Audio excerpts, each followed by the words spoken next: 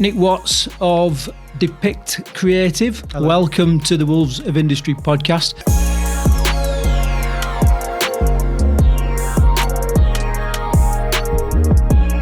Straight away, just give me a quick rapid fire roundup of what you do here in Wolverhampton. Okay, so as you said, me and my wife, we're the two directors. We run a company called Depict Creative. We're a full-service design, marketing, branding agency. We're all about creativity. We're into our 11th year. We've worked with a whole number of sectors over those years, and recently we've kind of by accident almost fallen into the educational sector, which, if you'd have asked me a few years ago if you wanted to focus on a particular area, I'd have said probably not. I kind of get bored doing a particular niche, but education is all about creativity, so that fits our ethos perfectly. Well, I want to talk a little bit about the education bit, but let's just do like 5 or 10 minutes. Like, how did you choose this direction in life? I mean, you're a local lad, well, relatively local. You're Telford, then went off to Stoke to uni in Stoke, and then obviously came back to Wolverhampton. So you've kept it within the Midlands. Yes. But how did you choose this path, and kind of what do you get from it? Well, I mean, I almost wouldn't be sitting here today if I hadn't have actually got sacked. All right. The job that I did. My kind of journey, this. Yeah. I left school and I went to college to do business studies. I was there for literally 1 month. I decided to leave because, I mean, I was 17. I thought I was going to be Richard Branson. And I thought to myself, this isn't how Richard Branson would do business or even be taught business. But what did I know? And then it was a case of I bummed around literally for a year, and then I went on to I got an office junior's job. I did that for a few months, but I was the type of teenager. You're Kevin the teenager. I work with him. Yeah, hated everything, hated the world, had a chip on his shoulder. That was me, and it all came to a head when I got sacked from this office junior's job. At which point my mom was convinced that I was trying to get myself sacked. You can imagine the type of kid I was. Yeah. It happened, and then I decided to go back to college to do art and design. Right at the very beginning, it was a choice: business studies or art and design. I chose the wrong one first, went back, art and design, 2 years, and then the rest, as academic goes, is history. I mean, there's so much there to take. I mean, the fact that it was almost your second choice, you know what I mean, in life. And I think that's a great message for, if there's anybody listening to this and they're thinking about going to college. Actually, it's a story that's very similar to other people that I've met. You know what I mean? They start doing one thing and like, do you know what? This just isn't fulfilling me or whatever. Go back and do something else, and the life changes. So, in terms of did you think at the time that you could make a living with this? I thought that when I went to art and design college, I quickly found out that it was logo design that I had a passion for. Right. We did all sorts, graphics, we did life drawing, photography. It was a real general mix, but it was the graphics part that I developed a passion for. And then I started to, I didn't even realize that this was where I wanted to go, but that's what I started focusing on. And when you move on to university, you start to see, what other courses are available? What can I do with graphics and things like that? So I just became more engrossed in the idea of building a brand, an image for a company and things like that. And that's where the passion came from, and it just started to roll. I mean, Wolverhampton, I think it's quite well known for its creative arts. I think there's lots of creative people, within this city. So to be a graphic designer in Wolverhampton, you've obviously got some talent. Did you think straight away that you've got talent with this, or is it something you've really had to work on? Definitely something you've got to work on. Yeah, because there's a lot that goes into it. Obviously, today you've got tools available off the shelf. You can go to Canva, you can go wherever, and people can do their own stuff, and that's great. But there is a a learning process for becoming a trained graphic designer. When you spend 3 years at college, university, you learn about typography, you learn about the history of design, you learn about how to use wit as part of a design to get your message across, those types of things. And when you start delving into typography, you realize that there's a whole lot there that Canva, for example, won't teach you. So I'm glad you mentioned that. Obviously, we can't have this discussion without talking about AI. First of all, are you nervous of your job with AI, or do you think there's always going to be a case for those human eyes, that experience, and the ability, I suppose, to know the rules well enough to be able to break them to create something truly unique? I think AI is both wonderful, terrifying at the same time. I'm sure a lot of people feel like that. For me, we're not at that stage yet where it's going to start taking people's work. You can see, though, the quality of what can be produced, but I also feel that people will still need an in-depth creative person that they can talk to face, who fully understands what they're trying to do. Talk to me about the process, obviously, without giving away your trade secrets and all that kind of stuff. How do you draw out? In fact, let's move straight to Alderley College. School, is it? Alderley School? Alderley High School. Alderley High School.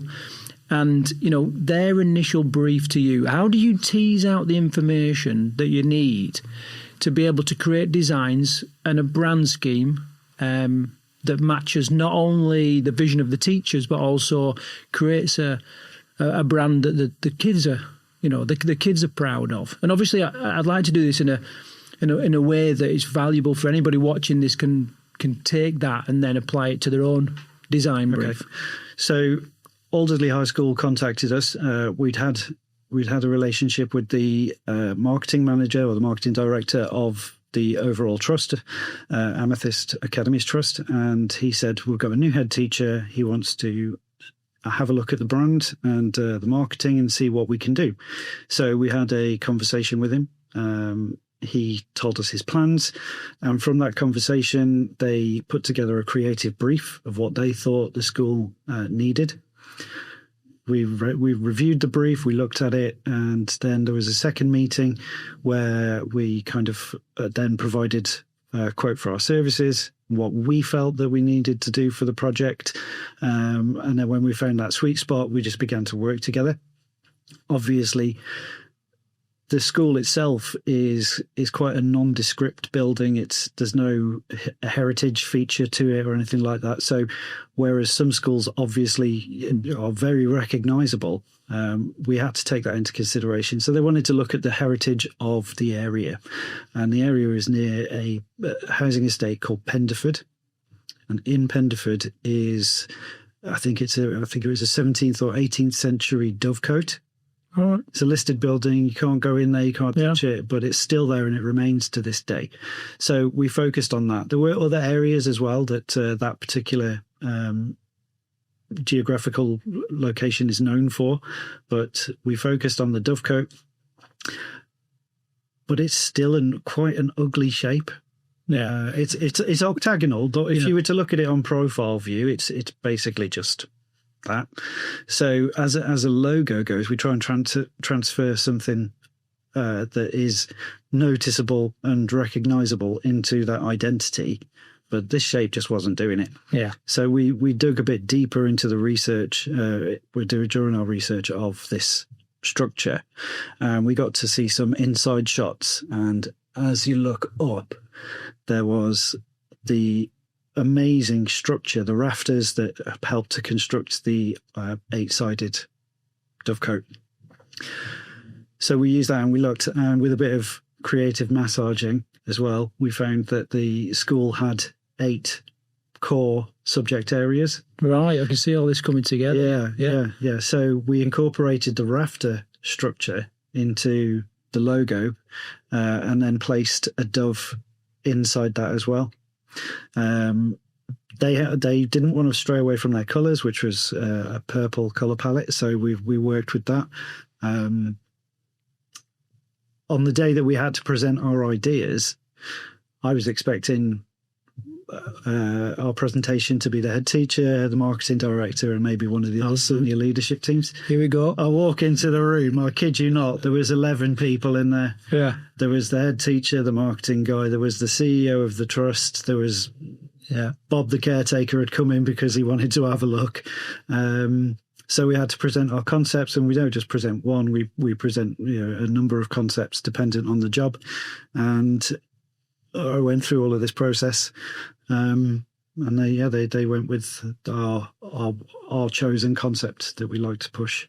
Because I mean, I can imagine like you're faced with 11 people, and that's potentially 11 opinions, 11 likes, dislikes.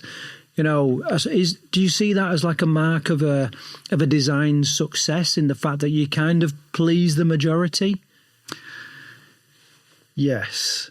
Yeah. Obviously, then they'll take it away and sit with it for a weekend, and the opinions can change in an instant. But that particular one, nail on the head, is the phrase that springs to mind. The head teacher specifically wanted to build a community within the school. It was really important that the children felt like they were as part. They're a part of a group. Obviously, with any rebrand comes photography. So with our photography shoots, what we did was we wanted to create some that were visually interesting for marketing purposes, but as well the wall graphics around the school. So with Alderley in particular, the reception area has a big wall mural, and we individually photographed, I think it was 15 children in different positions. So as you go in, you're met by this imposing, very welcoming montage of the school and the children that are in it.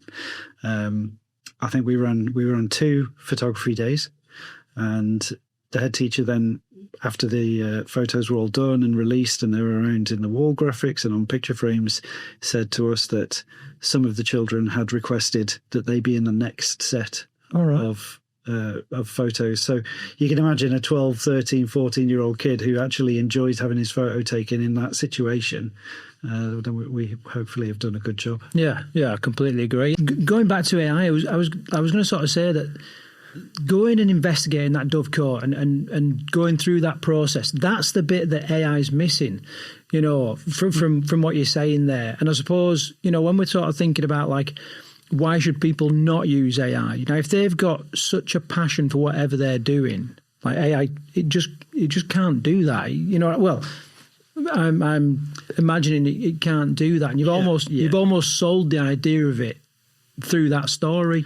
I would imagine that right now, if I opened up an AI piece of software and said, I'm doing a logo design for a brand for a school in this area, please give me some key structures or information that can help build that as a concept, it might have touched on the fact that there's a dovecote there, but I really, really don't think it would have said, go inside, have a look at the rafters. Look, don't.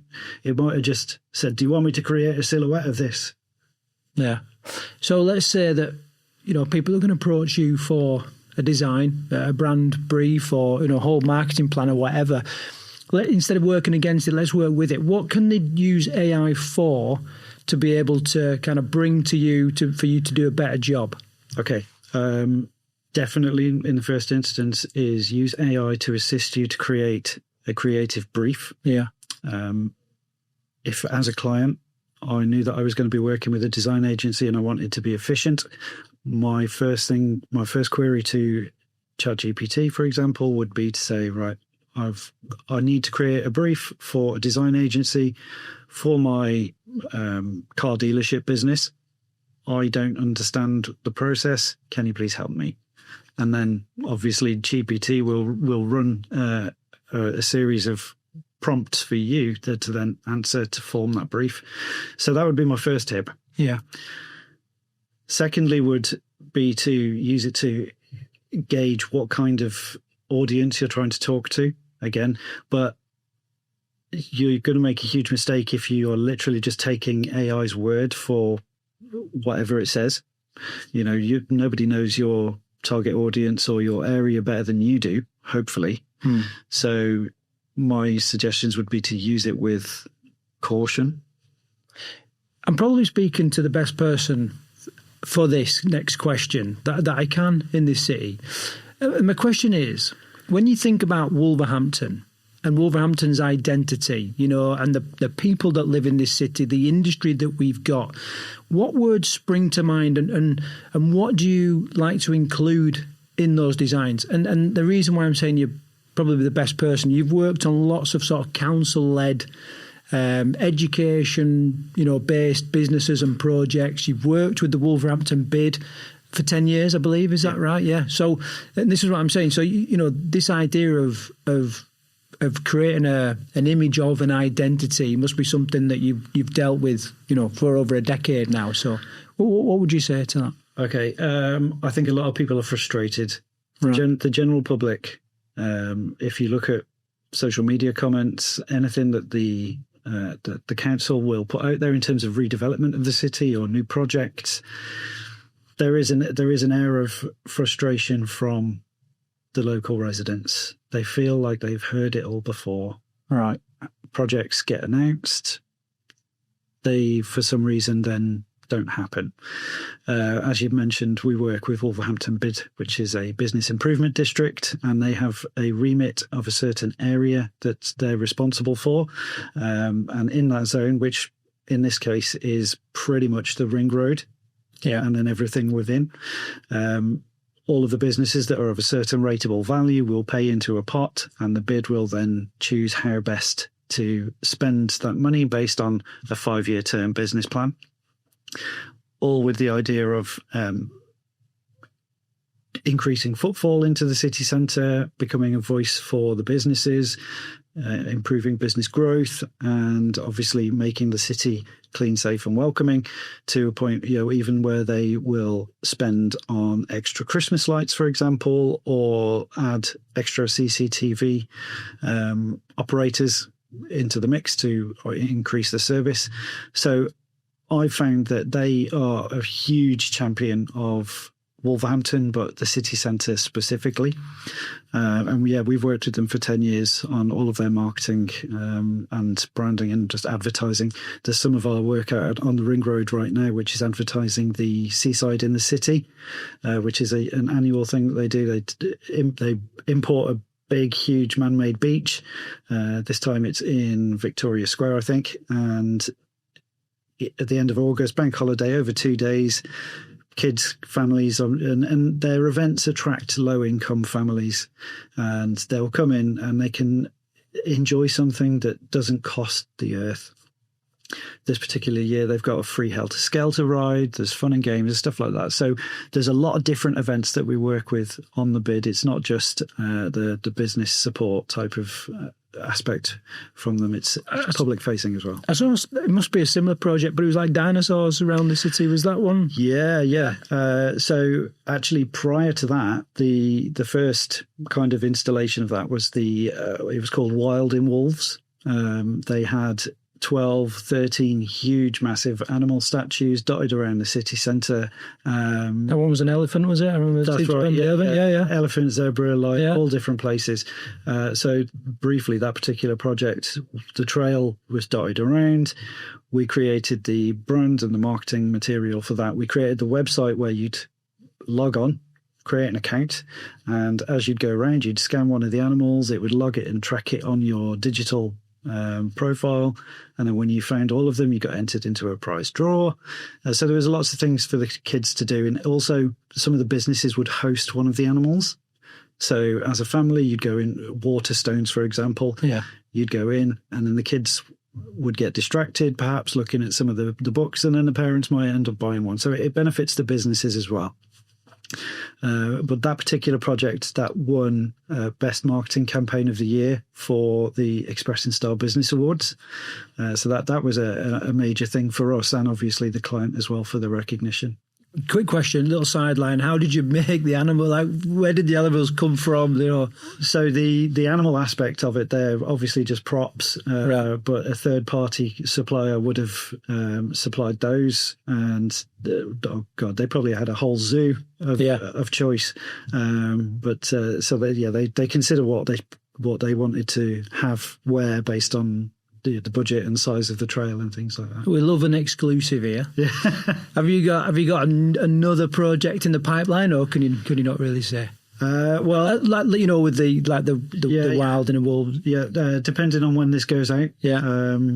Over the summer holidays this year, we're doing 8 huge giant floor games. So think snakes and ladders, think hopscotch, maze, floor is lava, that type of thing. So again, all dotted around. And when the parents are taking the kids out for shopping trips or whatever, you're going to see these massive things, and it'll stop the parents from getting bombarded by, can we go home yet? Can we go home? I want to get back to my tablet.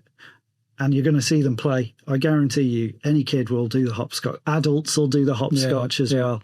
So, yeah, that one's going to be a good thing. I've seen the little videos on TikTok where someone comes along with a hopscotch. They can't help themselves, you know, from giving it a go. And it's amazing. I mean, I'll assume we're roughly, the same age. And they're all the stuff that we did as kids. Oh, definitely. You know, and, you know, to be kind of bringing that back, you know, to the kids. They probably are bored, fed up of shopping. You know what I mean? You only get dragged around so many shops and what have you. So that's brilliant. Talk to me about like that. Where do these ideas come from? Have you got a bank of ideas, or? Well, there are. It's definitely a collaboration between the agency and the client. In this case, obviously, Wolverhampton Bid. They will have an idea of what they want to do. Sometimes they might just go out and say, right, we're doing a trail, we've got some animals, how can we build around that? There are other instances where the Bid are responsible for putting Santa's Grotto into the Manda shopping centre, and they run all of that. So for the last few years, we've added a bit of extra value. And this was one of our ideas to the team at the Bid, which is if you go and visit Santa, then you'll be able to receive a personalised letter home in the post from Santa. I love it. So it started out on paper. The parents would fill out pre-formatted questions, you know, like what has the child done that's been special this year? What are they hoping for Christmas? What are their names? What street? That type of thing that they live on. And then we'd sit there and create these letters, which it's a busy December for us. I can imagine how you see that in your face. Yeah. And but the kid goes away, they forget, and then all of us one day during December, a letter pops up and it was pre-branded, you know, in a really nice way. And it looks like it's a letter from Santa who knows all about the child. Well, I think, because, you know, I'm not naive enough to know what's going on there. We're collecting details, you know, you're creating a huge mailing list, but actually you're doing it in a real ethical way because you're providing massive value. You know, these kids, their fairy tales are coming true through this letter, I'm assuming. So I love that. Before we move on, just on the Wolverhampton Bid, obviously people listening to this, you're obviously an advocate for the Bid. What would you say to people? Like, how can they support the Bid, or, you know, when you're putting these trails out, what things would you say to them? First and foremost would be to follow them on social media. They are, I think, Facebook, they've got 40,000 followers across their channels, and they're forever supporting the city centre businesses with their own special offers. The businesses will get in touch, and, you know, they'll share the stuff that they see, but they'll promote their events, whether it's Seaside in the City or any particular trail that they're doing or whatever throughout the year. I believe that they are looking at ways that they can include the wider area as businesses as well. But the website is a full resource of everything that's going on. They feature events on there, so they'll look at what's on at the Grand Theatre, for example, or the Wolfram Theatre and other places, and it's all listed there as well. So it's kind of like the tourism hub of Wolverhampton city centre, as well as focusing on the more business side and growth opportunities that they have and do for them. You mentioned the theatre. I know you've done some work with the theatre. Just around town, Are there any projects or businesses or agencies where you go, do you know what, I'd just love to get my hands on their branding or their thing? Who is it? Respectfully, and why, and what would you do? So we've across the city, we've worked with a lot of the key stakeholders. So the Grand Theatre you've mentioned, we've worked with them in the past. We've worked with Wolverhampton Homes for their internal comms. We do a lot of work with them. The council we recently worked with this year in supporting their design team to create a educational book that would get sent out to school kids. It was about all going to the dentist. So there was that. And it's really important for us that we are perceived to be partners of the city, because we then can do the best job that we possibly can for all of these key stakeholders. The Grand Theatre would be one that we would like to do more work with. They are obviously just such a long-standing pillar of the community, and they do such good work as well as a charity. I'm not sure whether a lot of people know that, but it's all that would be a nice one to work on. Okay, so you mentioned the Grand Theatre and all that. So something else that's had a bit of a shake up is the halls at Wolverhampton University. Is that a project that you've been involved in, or you would like to get your teeth into? No, we've never done any work for them. I think it's absolutely brilliant that the halls, or the Civic as it's known to the locals, is back, because they bring in so much footfall. You've got bands, artists, A-listers that will come. Will Smith was here a few months ago, so you don't get much bigger than that. It's so good to have that back up and running. And obviously as well, the Lockworks cinema is now fully functional again, and I'm actually taking my little boy there tomorrow to go and watch Fantastic Four, so that'll be a nice experience. Let's zoom back down to the business owner. Maybe a one-person band, as we should say now, or even such. How do they know it's time for a rebrand? Like you know what I mean? And how long would you expect a design, a brand scheme, and everything? Like, what's the lifespan you would expect for a design? Okay, so I actually did a presentation on this at my business networking group that I go to each week, and it was about, somebody comes to me, what they'll say, I need a new brand. Well, my first question is why? Yeah. Well, I'll always start with why. Some people might say, we need a new website. Okay, why do you need a new website? Because the answer probably isn't what they're thinking it is. It might be, we need a new website because we're not getting sales. Yeah. Or we're not getting inquiries. Okay, fine. Why are you not getting? So they'll ask us a question, but then we go off on a tangent to further explore what it is. It might be they're not getting sales because they're not advertising on social media, or they might not be getting inquiries because their contact forms on their website are non-existent, or they look not very inviting. Therefore, it impacts on the number of people that will actually get in touch. So for us, it is about the why, and that's how we get to the nucleus of the problem. So will people know then? They'll just have this idea, well, do you know what? There's something not going wrong. There's been a shift in my business. There's been a shift in the market. Perhaps I'm providing a new service, you know what I mean? And therefore they just know that something needs an update.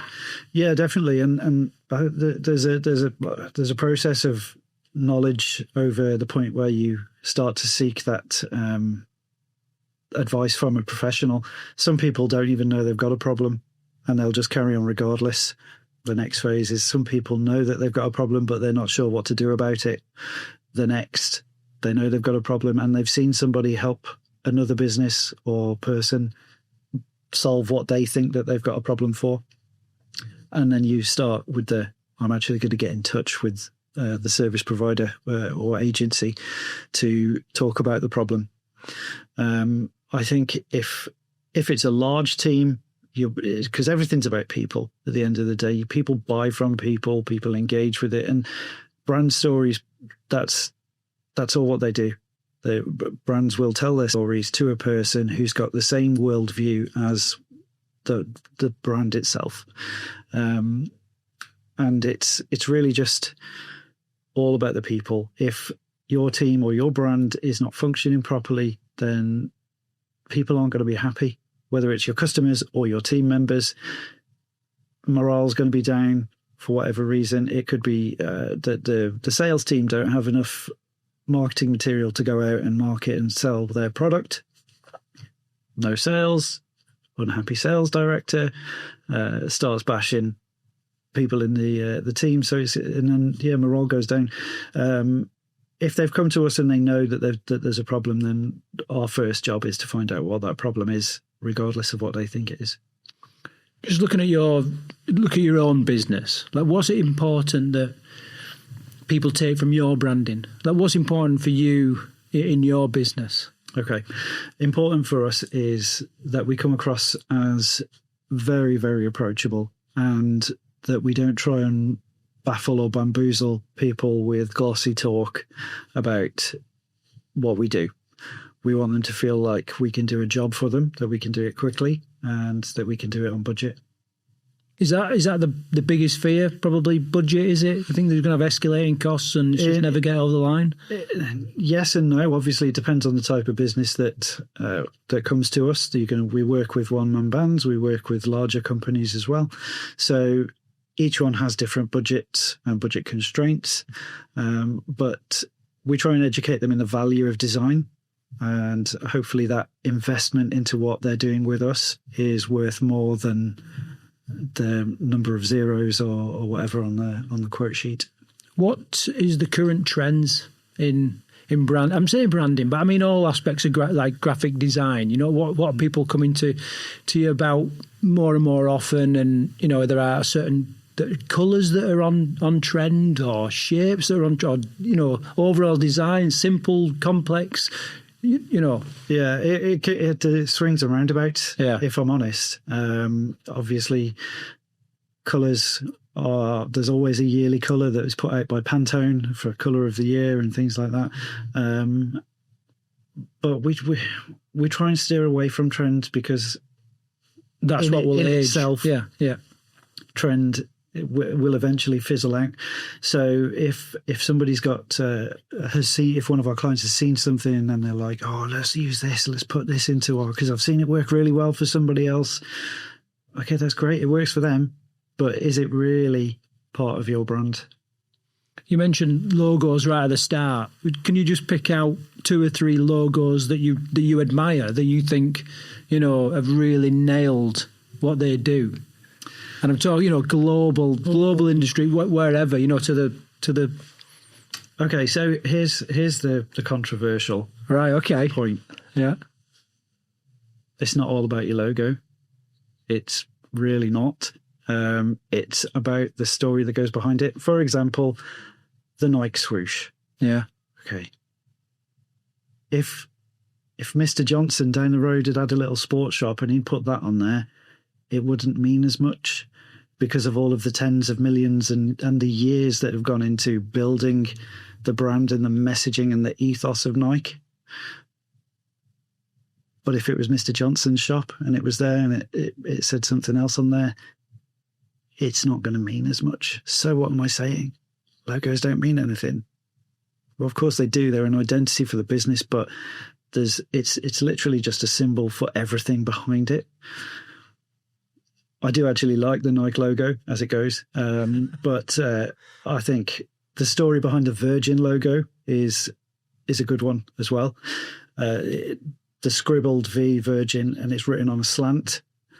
That only came about because the meeting that Richard Branson had with one of his marketing people at the time scribbled it on a napkin, and it was just the angle that he saw it at, where that it started to ascend up onto there. And he was like, that's brilliant, we'll have that. And he's kind of the scroll aspect to it, very quick, very let's get this done and move. That is Branson all over. Yeah, one that I kind of admire, if I can throw my choice. I mean, I've always thought like the Apple. I know it's a bit cliche, you know, the Apple, one of the biggest brands on the planet, but I always thought that was like an interesting story behind it, you know, with the bite out of the apple signifying Alan Turing, you know, who the they sort of attribute the modern day computer to, and that kind of stuff. So I think that's quite an interesting brand. Yeah. I think you're finding as well that logos and identities are following a trend, which is they're becoming simpler, they're becoming more minimalistic, and that does seem to be a trend. I saw literally this week Games Workshop. Can you picture those in your mind? Yeah. Go and check out their new logo. Right. It's not going down well.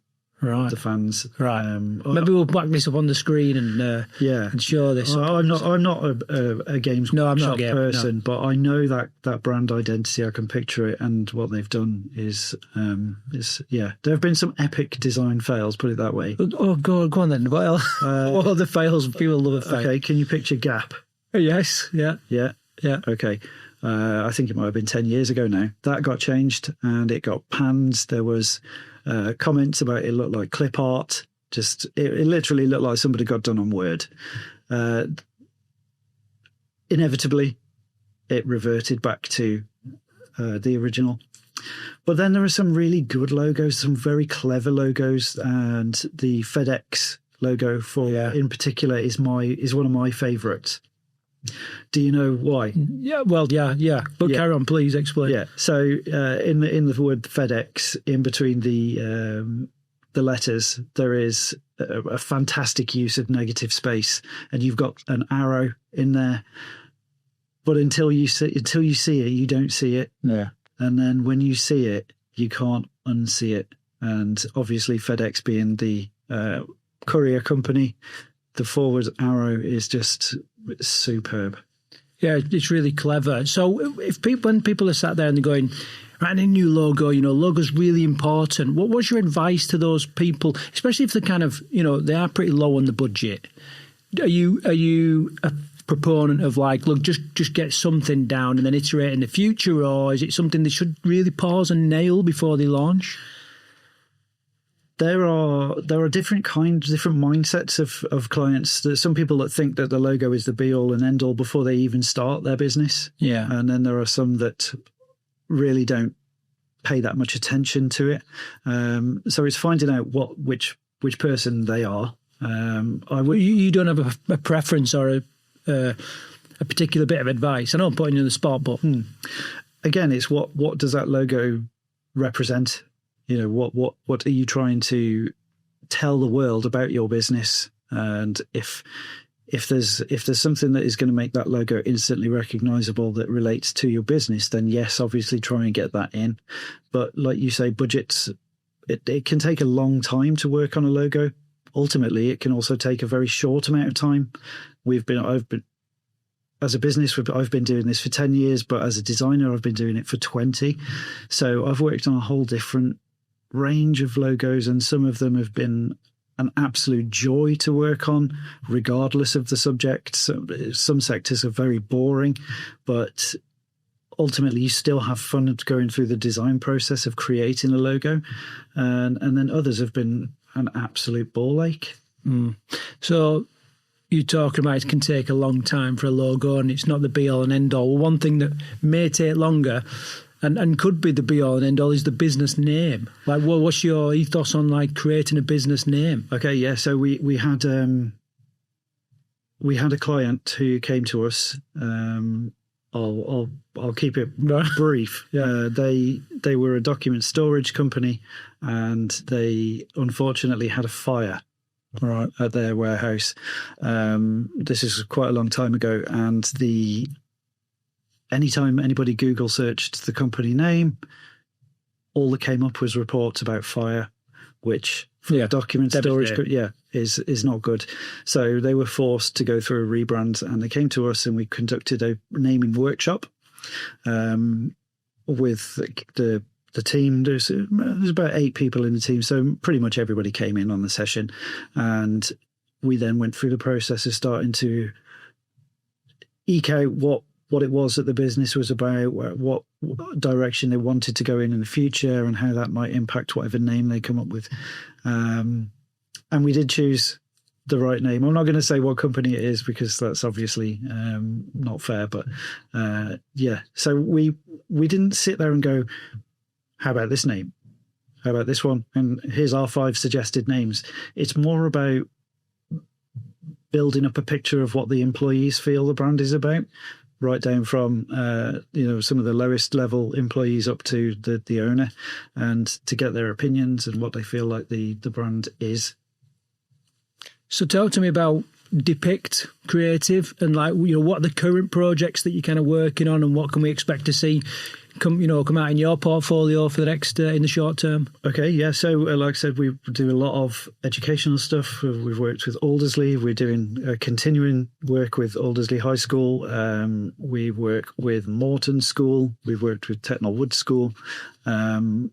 So there's always going to be those that are coming out, and that's project work ongoing. We've just finished an annual report for Wolverhampton Homes and their business plan as well. We are working on lots of websites. I did our production list yesterday, and there's about 7 websites that we're working on at the moment. Local printer, local accountant, another company that specialises in putting supply teachers into schools. So yeah, it's very busy, all at a holiday period time when we're busy anyway. I'm going to ask for you, where can people find more information? Of course, we'll put links in the description. But I know you I think you lead BNI, do you not, in your area?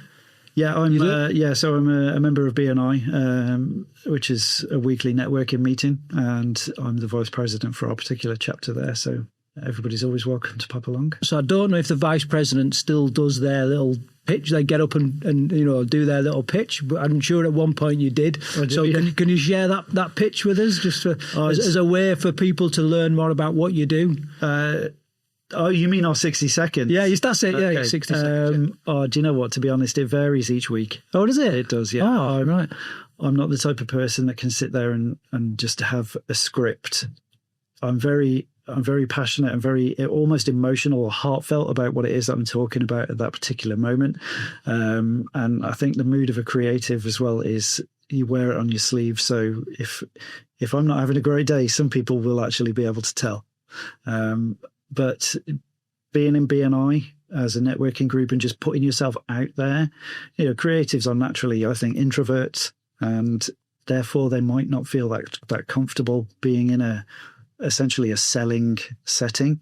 And that's something that I've had to work hard on as personal development goes, to feel comfortable in there. I've been in BNI for 2 years now, and I think it's helped me massively. So we spent a lot talking about probably your aspect of Depict Creative, and that is the graphic design, that kind of stuff. But there's other aspects and other personalities involved as well. Yeah, and yes, there is. It's not just me and the team. There's 2 of us, 3 of us if you're going to include the dog. Right. Cookie, the office dog. He's a Cocker Spaniel, but the business is me and my wife, Helen. But you will never, ever see her at anything like this. So she'd rather stick pins in her eyes than go to networking events. Yeah. She's the one that keeps me in check. She is my wife as well, but from a team member point of view, she keeps me in check. If I'm not in the office designing, I'm out doing stuff like this, or I'm attending networking meetings or visiting clients, my calendar gets full quickly. And she's the one that keeps that ship sailing in the right direction. So if something goes wrong, then I'm the one to blame because I took on too much or whatever. Yeah. But she project manages. That's her job. Production director. She will make sure that if it's for a website, that the client has delivered content properly to us, or the production of different jobs that are going on through the week. So yeah, she's the organised one. Put it that way. Yeah, I mean, we could probably talk hours about this because I've just come out of like a 13-year business relationship with my wife. It's tough, isn't it? It can be tough because sometimes, when you're working with other people that you're not kind of married to and sharing a bed with, like there is a line, you know what I mean? There's a line that you just won't cross. But in a marriage, sometimes you just let it all go. And how have you found it over the years? Do you know what? This is going to be the really boring answer, but right. we get on as a team, as a business team, we get on really well. As a married couple, we seem to have this ability to segment That must be important. business and just chilling at home.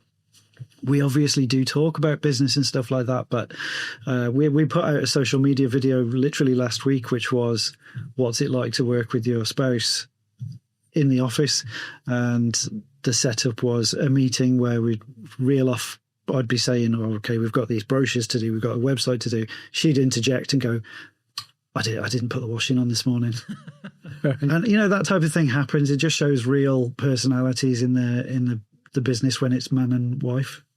Well, I want to wish Depict Creative all the best. It is a tricky one to say sometimes. Well, it is, you know, my mouth's not working very well today as well. I've loved talking to you. I've loved hearing about the local projects and, you know, and everything that you're putting into that. And I've taken quite a lot from this idea of a logo, a brand name, you know, and what all those mean. So, you know, thanks for joining us today. If people, just sort of last question, if they're sort of considering a design project, is there a particular quote that you'd like to leave people with, or a saying, a mantra that you often fall back on? There is, and I appreciate I've really just put you on the spot there with that. I didn't tee it up at all. There's a brick in the Grand Theatre. We sponsored their brick wall, and on there is a plaque, and it's Depict Creative, and we had to give a message. So when we sponsored this wall, and our message was never stop telling stories. So that would be my parting piece of advice. If anybody's got a company, they've got a brand, and there was always a reason why they started that business in the first place, and usually that is the passion point. So tell that story and you'll always be authentic. Yeah, I mean, straight away you've triggered a thought in my mind, and I remember hearing that, you know, facts tell but stories sell. So if you know you're in business, you know, what a great mantra to live with. So, you know, people that are watching this, head out to the Grand Theatre and have a look for the Depict Creative brick. It's in the Encore Lounge. Yeah, and thanks again, Nick, for joining us today. Brilliant.